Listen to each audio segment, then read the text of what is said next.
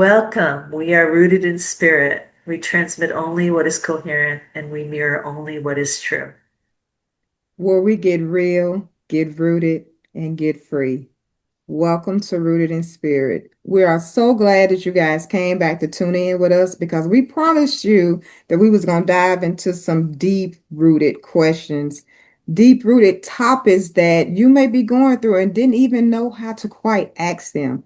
Now we're going to talk all about spiritual awakening, and we know that's an umbrella of everything. What do you think about that, Maitreya? Yeah, I mean, it's huge. And I think there's a lot of misperception about spiritual awakening that it's all going to be rainbows and roses and everything beautiful. And I'm just going to feel like angelic and wonderful. But as we're about to share, it's spiritual awakening is probably one of the hardest things I've ever had to go through, I think. Right. Now, most people talk about their awakening like it was the most beautiful, peaceful, everything in their life just opened up, the skies opened up and just welcomed everybody. But for a lot of us, and I'm talking about, the us that really went through some things, it didn't feel like that. Mine was totally different than the sky opening up and just welcoming me. And to be honest, a lot of other people out there that feels like me and you that's seeking and searching for community didn't go through it that way. Kind of tell me about yours. Start from the beginning of it. Well, the beginning. So when You I mean, say beginning, I mean let's go way back to when you were young. Was there okay. any point in your life where you felt different that will lead us up into the awakening? So definitely when I was like, I remember 4 years old, pretty young, I started to have the capacity to read my mother's mind. And I remember like the concepts that she was pondering upon were way above my 4 year old's understanding. But yet I still turned around to her and said, Mom, do you love Daddy? Mhm. And she looked at me like she kind of knew that I'd read her mind. And she said, Well, he's a good father, he's a good provider. And she started making all these justifications, but I knew there was like a lie underneath it all. Like I knew something wasn't right. And I remember feeling so confused. It's like, how do I know that? I don't really understand what to do with that.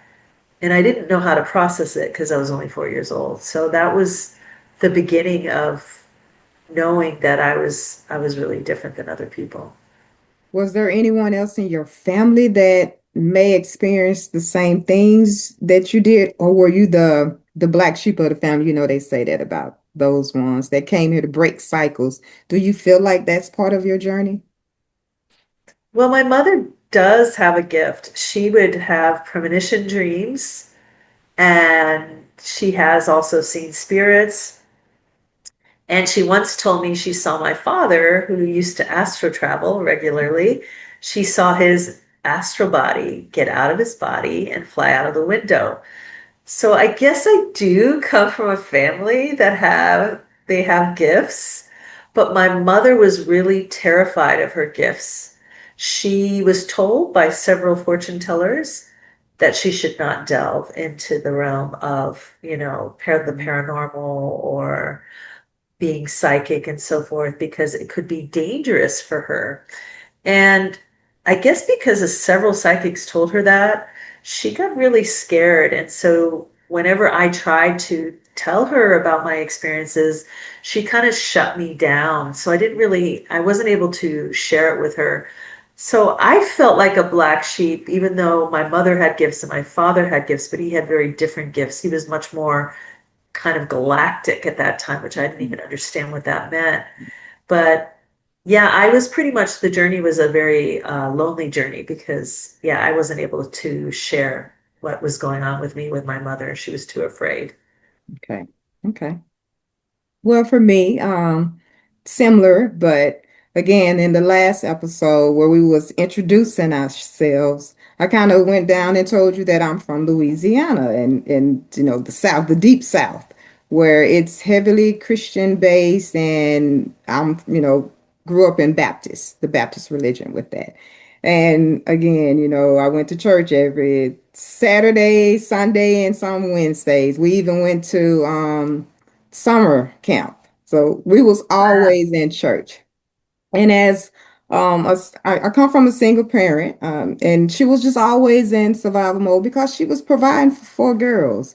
I understand that now, but I spent a lot of times with my grandmother back then, and my grandmother was just heavy into church, which she introduced me into religion with that. That was our special time that we shared with each other, was going to church.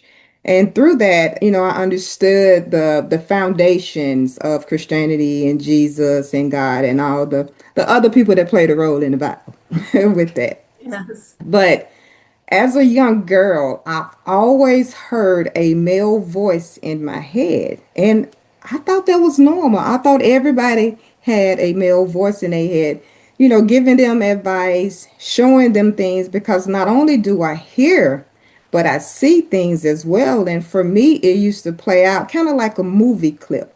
They would show me things that has happened in my life or in my parents' life, somebody that was close to me. I would see things that may happen, in the future, or they was currently going through something right now.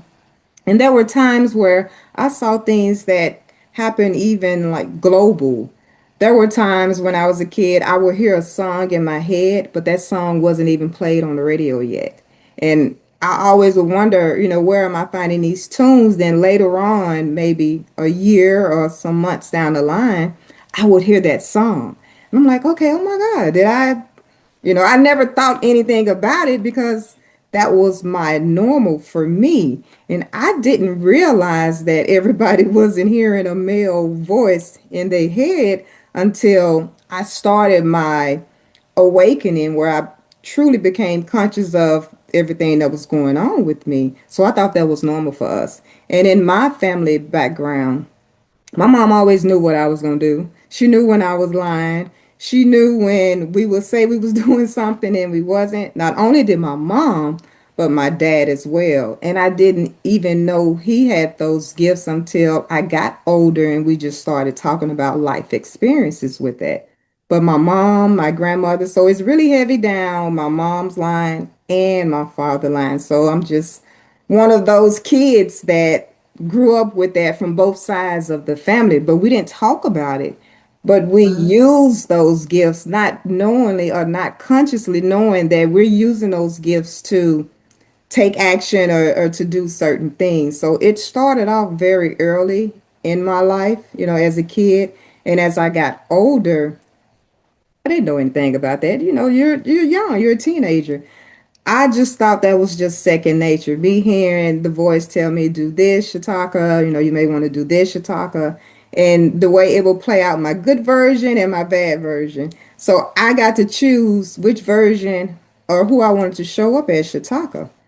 But along the way, you're financially in crisis, there's fear of abandonment, fear of judgment. Just I had all the fears that you could possibly have growing up because of not only what my parents was going through, my community was going through, society was going through. So it was a big shift overall that created the mindset that I had until I began consciously awakening to who I was. So it started way back then for me. So like childhood, like Childhood. young, like similar to me, it started very young for you as well. Yes. Wow, wow. Was there like a big moment where everything just hit you at once with your awakening, or was it like a more of a gradual thing where you started noticing things were feeling kind of different, or? For me, honestly, I thought that was normal. So I've always, had premonitions. I've always been a very vivid dreamer. I felt people's emotions. I knew when they wouldn't be honest with me. That was normal for me. And hearing any other voice in my head but mine's was normal, not thinking that a technical person probably would have diagnosed me schizophrenic or something. I just thought that was normal. I didn't start labeling it until I began my awakening, which was in 2019. So all up until then, I thought that was normal. Right. Wow. Fascinating. I know, I know. So did it show up for you in any other way besides just your being able to see and hear or feel? Did it show up for you in any other way in your journey? When you asked that question, for some reason, this moment in time flashed before me. I didn't expect for that memory to come up, but I remember I was in my bed in Florida and I was maybe 9 or 10 years old. Because I remember I had a Raggedy Ann headboard that my mother had painted and made for me and that I loved behind my bed. And suddenly I woke up in the middle of the night. I felt some presence around me and I saw these spirits. One was more white, like a white silhouette on one side of me, and the other one was very dark. And Mm-hmm. I was like, I knew something was wrong. Like I knew I was in trouble. And I started praying to God because at that time I was very religious. Mm-hmm. I went through a religious period too, similar to you. And so I started praying. And as I started praying, the white silhouette became stronger. And Mm-hmm. suddenly it pushed the black silhouette and they both looked like silhouettes of men, but I couldn't see their features. And the Mm-hmm. black silhouette just evaporated and disappeared. And then the white silhouette finally disappeared as well. And I knew that that was a moment I couldn't explain it logically to anybody, but I knew that my soul had been in jeopardy at that time. And I think that was really terrifying to have I that bet. like 10 years old to realize, Mhm. that this dark energy or entity was fighting to possess me. And that just kind of that was huge. That was a huge catalytic moment for me. And so I don't know why I never forgot that. And I think I tried to tell my mother about it and she thought, oh, it's just a dream. And I knew it wasn't just a dream. So Right. that was really, yeah, that was a very, I'll never forget that. It was pretty impactful. For me, and those things that doesn't feel normal, you will never forget those little bitty things. For other people, that might be small things, but for you, you don't forget those. I remember back when I was younger, I felt like I could sing back then. And me and my younger sister used to have singing contests. And, of course, I'm a win. I'm the bigger sister anyway. I better win. But we will have those singing contests. And I was always able to hold a tune and do different things. So I joined the choir. I was excited but nervous at the same time. Long as I'm in the choir and not have to do a solo, I'm okay because I was afraid of being seen.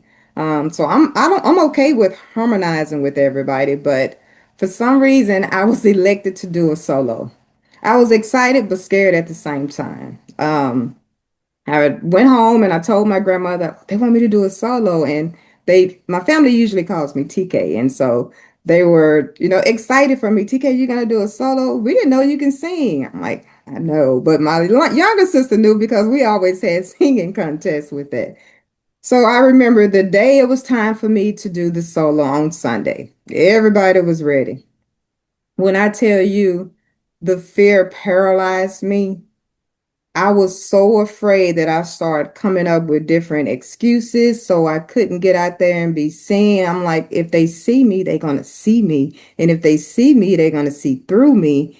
Because, I was going through that period where, especially I was, I think, around 11 or 12, you're in that puberty stage and you don't like nothing about your body or nothing about you.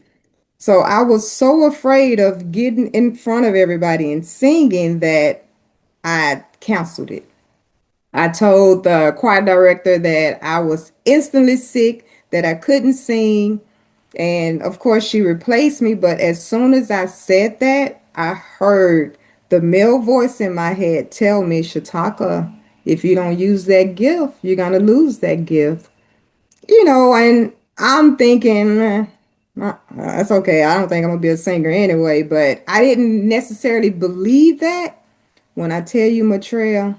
Now I can hum, but hold the tune and sing, I can't do it anymore. And my younger sister, who I used to compete with all the time and beat, now can hold a better tune than me, can hum and sing, and I'm like, wow, my God told me, but I didn't know that was my God. Again, I just thought that was the voice in my head that if I don't use that gift, I was going to lose that gift. So I Wow. really take that, into account when you don't use the tools or gifts that's given to you. Not necessarily it's taken away from you, but it's probably given to someone else that may be able to share, the message or whatever they're meant to share. So I never forgot that. That was one of the things that came true with that. And I know it seems small because I'm not an Erica Badu or anything like that, but that meant a lot to me, and I remember that to this day. Wow. Wow, that's such a great story. And I believe, well, obviously it was true for you. Yeah. Like I said, Yeah. I can get in the shower and home, but when it comes to leading anything, nah, I can't do it. Yeah. Yeah. So now you wish you had. You wish you'd I gone and wish I did yeah. because for one, it would have gave me the confidence to get through it. Whenever you're fearful of anything, no matter if you good or bad or pass or fail, try. So that prevented me from showing up. It reinforced those fears that I had. Yeah. I think that's really important. I somehow have always been the person to feel the fear and do it anyway. Like I remember when my friend was directing the Vagina Monologues, which is a little bit of a controversial theater piece. Mm-hmm. And she asked me to take a part, and I was terrified. I did not want to be on a stage. That thought of just being up there, I was like, no way, no way. And she somehow convinced me, Hmm. and I did it anyway. I was shaking, I was so scared. But at the end of it, people came up to me and they were like, wow, you seem so relaxed. You did such a great job. I was like, relaxed? Are you kidding me? I'm terrified. But I was proud of myself for doing it. And yeah, there's been other moments in my life where I felt the fear and did it anyway. And I just want to say to all of you who are watching, do it, you know. Yeah, The rewards are great. I know it's scary. Okay, what's the worst you can happen? You can fail. That's true, you can fail, but right. everybody fails in life, and then we just try and try again until we get it right. But if you never try, how are you going to succeed? If you're always holding back and afraid to put yourself out there, then you're never going to move forward in your life. So, yeah, Yeah. yeah, And even for those that went to have similar backgrounds at me, with that foundation of Christianity or Baptist, just religion, period. Um, when do you establish that relationship with spirit, or even say that word? Because only time I would use spirit when I'm talking about the Holy Trinity. Any other time I would not have entertained talking to spirit, talking to entities or guides, angels, ancestors. I never would have thought to do any of that based on my religion and, what was taught to me, what was good and what was acceptable and what wasn't. At what point in your life or your journey was it acceptable for you to communicate, even use that language that you're communicating with spirit? are you asking me this Yeah. question? Oh, I thought you were talking to the audience. No, no, I'm asking when, what stage in your life where it was easy for you to even label it that? Did Oh, something happen that established that relationship with spirit for you to call it spirit? I think, again, when you ask me these questions, is an interesting thing happens to me. Like all of a sudden, a memory will flash as an answer, like I'll see a visual memory. and which is unusual because I'm not as visual as you are, but this is what's happening. So the moment that flashed before me was Mhm. after I had been initiated to become a Reiki master. Mhm. It was like somebody had plugged a socket into the, it's Mhm. time to fully access your spiritual gifts. And all of a sudden, everything was hitting me at once. I was Mhm. hearing voices. I started channeling, like all kinds of crazy stuff happened. Now, this would have been back in, this was a while ago. I don't Okay. know, maybe 15 years ago. I can't remember. Okay. It was a Okay. while ago. And I think it was at that moment that all these gifts were really coming online, full force, that I started to really feel now is the time to really acknowledge, spirit and the angelic beings that I'm working with and the compassionate helping spirits that are connecting with me and my own higher self. All of that was so undeniable that I think I realized this is it. This is my turning point in my life. And I also had like an ego death experience where I didn't really know who I was anymore. I used to be a very serious Buddhist, and I didn't feel connected to being a Buddhist anymore. And the identity of my self, I didn't even feel the same about who I was anymore. So a lot of things shifted Mhm. after becoming a Reiki master Mhm. that I think put me definitely very clearly on this spiritual journey Okay. that led up to my awake. I mean, that was probably one of the turning points, not the only turning point in my awakening, but definitely a big turning point in my awakening. How Okay. about you? Do you feel there was a particular turning point that happened to you with your awakening that comes to mind? It was for me, like I shared a little bit in the first episode, it was a relationship. It was the ending of a 7-year cycle relationship. And throughout that relationship and relationships prior to that, I was attracting the same type of people, but I didn't have the wisdom or knowledge to even understand that I was doing that.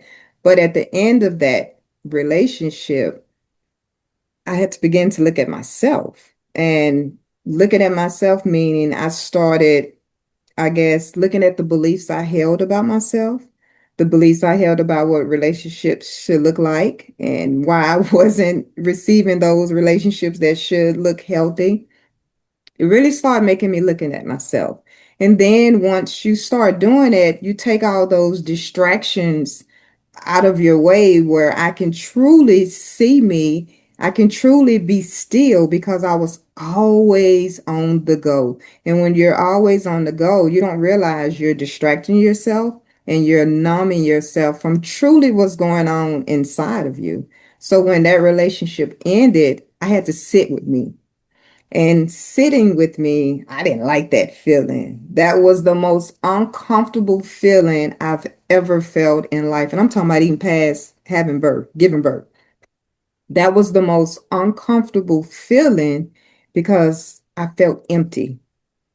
I didn't know what it was to have peace within. And so that led me to start seeking. Am I the only person going through this? And what is this even called? Am I going through a depression? Why am I going through a depression? I'm not a unattractive person. I can get someone else. Why don't I even want anyone else? So I was going through the what's, the whys, should have, could have, would have. I went through all of that. But that made me be still with myself. And when I was able to be still with myself, I started hearing not just the usual male voice that I heard in my head. I started hearing other voices, and it was female voices, voices in different accents.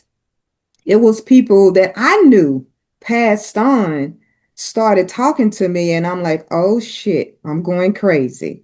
I done finally hit rock bottom where I'm hearing everything. So I didn't know if I needed to go to the hospital or go see a priest. I didn't know what was going on with me, but I'm hearing it and it's amplified. So I started seeking help through YouTube, through I think it was Google at the time, to even try to find out what these symptoms was that I was experiencing. And that's when I looked up, and was called a spiritual awakening. Never heard of that language before in my life. So I'm like, what is a spiritual awakening? Spiritual, I'm already spiritual. I'm Christian and this and that. Didn't know there was a whole nother side to that. So that relationship got me to the point where I started seeking answers outside of me first, which led me back to me. But I started seeking answers outside of me. I went to tarot readers. And oh my God, the first tarot reader that I went to, I was so scared. I won't even use the word scared. I was terrified because in the back of my mind, all I was hearing was, you're going to hell. You know, you are not supposed to be letting anyone give you any predictions, and anything the Bible said about it. I was terrified. I was sitting across from her, legs shaking. She was called, doing the cards, and everything she was saying actually happened in my life. So she was giving me the past, present, and future, all of that. And I asked her a question about, I was traveling one day, and just to make a long story short, 18 wheeler was right next to me, and one was coming behind me. So the impact would have killed me. I remember closing my eyes with my hand on the steering wheel and just say, I give up. Just tell everybody I love them. I just knew I was going to die. But when I opened my eyes back, nothing was around me. I said that was a miracle because, again, that's my background.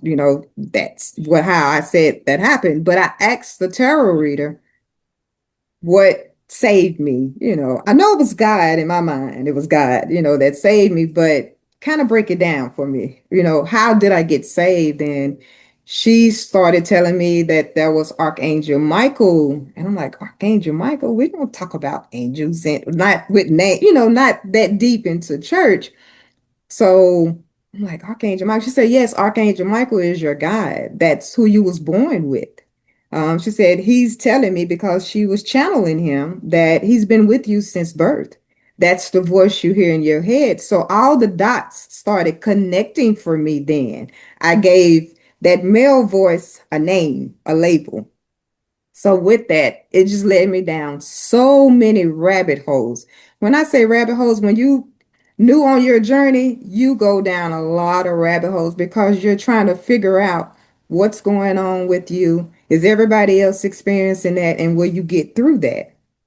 So she gave me tools to use. And when you start that journey, not only will you go to one tarot reader, you probably go to many psychic readers. I went to energy healers, channelers. Oh my God. I did so many things, and they were all telling me the same thing. They will all bring you back to you. But early on in that stage, you don't want to hear that. You're not ready to take accountability because there's stages to this awakening, which will always bring you back to you. But early on, you're so caught up with what's outside of you that may give you relief that you kind of bypass, you know, what's inside you, what's causing the chaos with that. But I can go more into that, but we can wait. We want to do that in another segment. But that was my initial introduction to spirit, to angels, to the whole rabbit hole of spirituality, the whole rabbit hole of esoteric mysticism. I fell in love with it. I began to fall in love with me because I knew I was unique, which we all are, but Shataka is unique. That's where my journey began for me, that relationship with spirit. Wow, Shataka, thanks for sharing that. That's amazing. And yes, we definitely have a lot more to come for the next episode, right? We're Yeah, going to talk about what is the messiest part of kind of coming back to normal. We're going to also share what are the actual stages of the awakening process so you have an understanding of where you might be and where you're heading. And we're going to share more about both of us and our journey to help all of you come to a place of maybe greater peace and clarity around your own awakening experience. And after we do these next two episodes, we're going to have a guest come on and she's going to share about her awakening experience. So definitely keep make sure you like, subscribe, share our video, keep watching for new updates about new episodes. We're really excited to be offering all of these tools and our wisdom and knowledge here on Rooted in Spirit. And is there anything else you want to share, Shataka? No, I think, again, just to reiterate what Maitreya said, just stay tuned. I know we didn't cover everything, because you have just limited time, and I want to keep your attention with this, but know that you're not alone. And I'm speaking from experience. I'm speaking from the things that I went through. And this journey, because we like to use that word, it's never not a journey. The way I was explained through my spiritual team, once you come out of the womb, your journey begins. Now, when you become conscious of it, that's up to you. But we'll always will be on this journey until the end of this lifetime and then on to the next year. Continue on with your journey. So we never will be off of our journey. But oh my God, as I always say with that roller coaster, it gets so much easier. Each dip, each turn, this journey is one hell of a journey that I'm so glad that I'm sharing it with others to know that your journey, you're not alone. And we all are uniquely on our journey together. Amen. Thank you, Shataka. Thanks. And stay tuned, guys, because the next one going to be even better. Yes. See you Bye. next time. Bye.